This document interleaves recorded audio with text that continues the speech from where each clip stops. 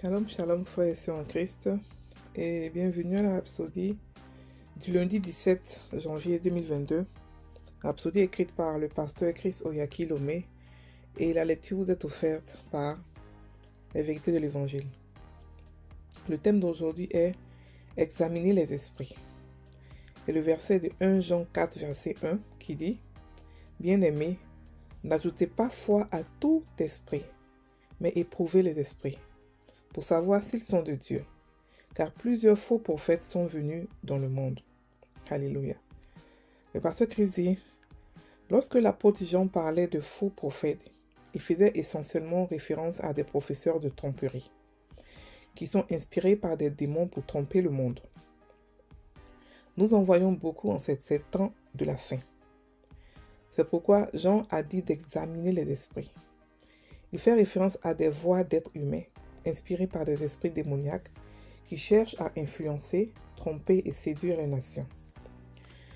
Lorsque vous lisez notre verset d'ouverture, dans son contexte, dans les 2e et 3e versets, vous remarquerez que Jean parlait de l'esprit de l'Antéchrist.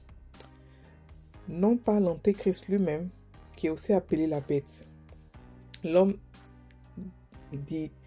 d'illégalité ou l'homme de péché, mais l'esprit derrière ses œuvres.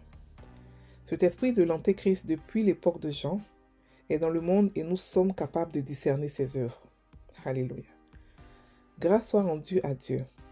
Non seulement nous sommes capables de discerner ses œuvres et celles des faux prophètes et messagers, mais nous les avons vaincus. 1 Jean 4, 4 dit, « Vous, petits enfants, vous êtes de Dieu, et vous les avez vaincus, parce que celui qui est en vous est plus grand que celui qui est dans le monde. Plus grand est celui qui est en nous que celui qui est dans le monde. » Alléluia. Au verset 5, il poursuit disant, « Eux, ils sont du monde, c'est pourquoi ils parlent d'après le monde, et le monde les écoute. Nous, nous sommes de Dieu. Celui qui connaît Dieu nous écoute. Celui qui n'est pas de Dieu ne nous écoute pas. C'est par là que nous connaissons l'esprit de vérité et l'esprit de l'erreur. » Alléluia. 1 Jean 4, verset 5 à 6. Marchez dans la vérité de Dieu et soyez spirituellement alerte, et vous serez protégés contre les prédicateurs de la pseudo-science et la tromperie qu'ils propagent. Souvenez-vous que la vérité est dans votre esprit, parce que le Saint-Esprit, l'Esprit de vérité, vit en vous. 2 Jean 1, verset 2 dit, « À cause de la vérité qui demeure en nous et qui sera avec nous pour l'éternité. » Alléluia. Fin du verset. La vérité de Dieu vous protège, vous délivre et vous sauve des ennuis. Psaume 91, verset 4 dit, « Sa vérité sera ton bouclier et ta cuirasse. » Alléluia. Fin de la rhapsodie. Aujourd'hui, le pasteur nous parle de comment faire pour examiner les esprits et pourquoi les examiner. Il explique que Jean a déjà prédit, même pas prédit, il avait déjà dit, au temps de Jean, il y avait déjà des professeurs de tromperie. C'est-à-dire que des gens qui transforment la vérité de Dieu en mensonge, mais de manière subtile. Et qu'on appelait l'antéchrist, l'esprit de l'antéchrist, pas forcément lui, mais son esprit. La transformation de la vérité ici, c'est pas forcément le contraire. Le mensonge n'est pas forcément le contraire de la vérité, mais ça peut être un petit changement de la vérité qui va envoyer un fardeau sur le peuple de Dieu ou sur tout le monde. La vérité, lorsqu'elle vient, le mensonge, lorsqu'elle vient, elle vient de manière très très subtile. L'antéchrist, son esprit, lorsqu'il vient, quand l'esprit de l'antéchrist est quelque part, c'est l'esprit de mensonge, c'est l'esprit de tuerie, c'est l'esprit de destruction. Et il vient de manière très subtile. Il n'est pas évident pour quelqu'un qui n'a pas l'esprit de Dieu, pour quelqu'un qui n'est pas dans les Écritures, de pouvoir discerner l'esprit de l'antéchrist. Donc ici, il nous explique que pour pouvoir discerner cela, c'est très simple. C'est connaître la parole de Dieu. Connaître, savoir que d'abord, Dieu qui est en nous, qui est l'esprit de vérité, il connaît toutes choses. Donc il va nous alerter. Mais si nous n'avons pas de relation avec le Saint-Esprit, Si nous n'avons pas de relation avec la parole de Dieu, nous ne pourrons pas être alertés. Alléluia. C'est pour cela que parce que l'homme intérieur que nous tous nous avons, notre esprit intérieur, il sait toutes choses, mais il doit être éduqué à la manière de Dieu. Lorsque nous ne sommes pas chrétiens, l'esprit est éduqué sauvagement, c'est-à-dire qu'il est éduqué avec le monde, c'est le monde qui l'éduque. Mais lorsque nous devenons chrétiens, nous devons consciemment éduquer notre esprit afin qu'il change de manière de penser. Parce que beaucoup d'entre nous, beaucoup de chrétiens ont été éduqués, même dans la maison de Dieu, mais de manière sauvage. Ils ont eu des doctrines qui n'étaient pas forcément celles de Dieu, qui étaient la vérité transformée, mais qui n'ont pas su discerner parce qu'ils n'ont pas pris le temps d'avoir une relation avec la parole de Dieu. Alléluia. Mais heureusement pour nous, gloire à Dieu que celui qui est en nous, l'Esprit de Dieu qui est en nous, est plus grand que l'Esprit qui est dans le monde. Donc nous avons cette possibilité de pouvoir discerner les esprits.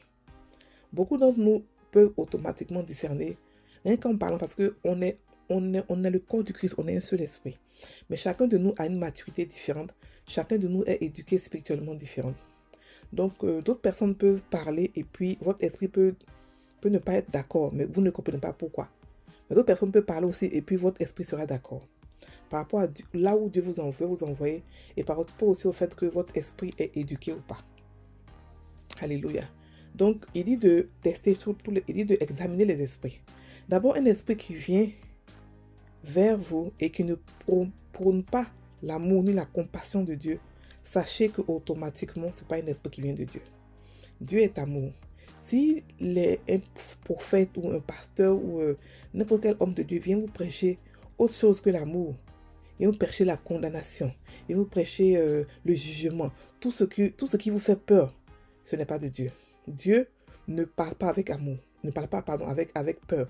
Dieu n'apporte pas la peur, non. Dieu apporte l'amour, Dieu apporte la foi. Et la peur est le contraire de la foi. S'il y a la peur, la foi ne peut pas travailler. Alors que tout se passe dans le royaume des cieux avec la foi. Alléluia. Donc, vous pouvez commencer déjà à pouvoir discerner les esprits en regardant comment est-ce que la personne se comporte et comment est-ce qu'il prêche. Est-ce qu'il prêche l'amour?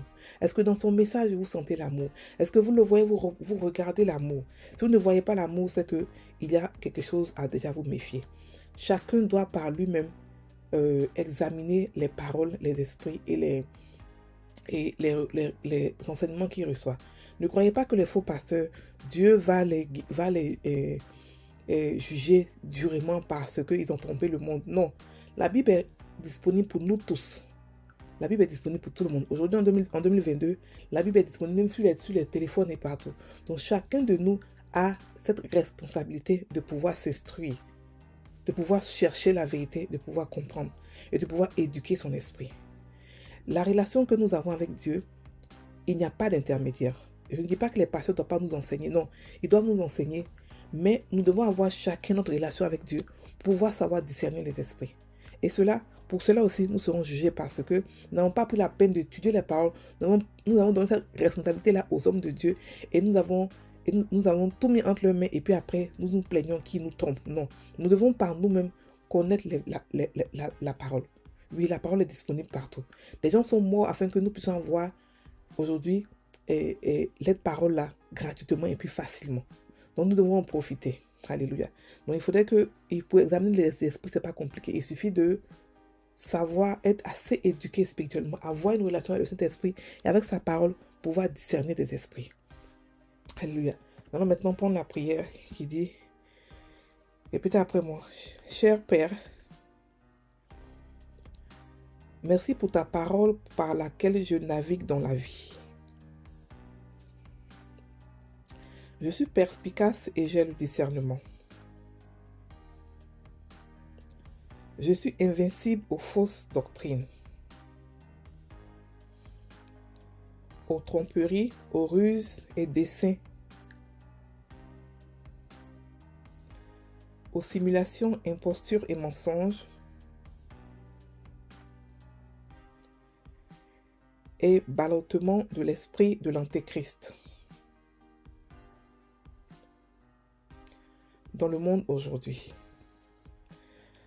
Car je suis conduit par ta parole et guidé par ton esprit. Au nom de Jésus. Amen.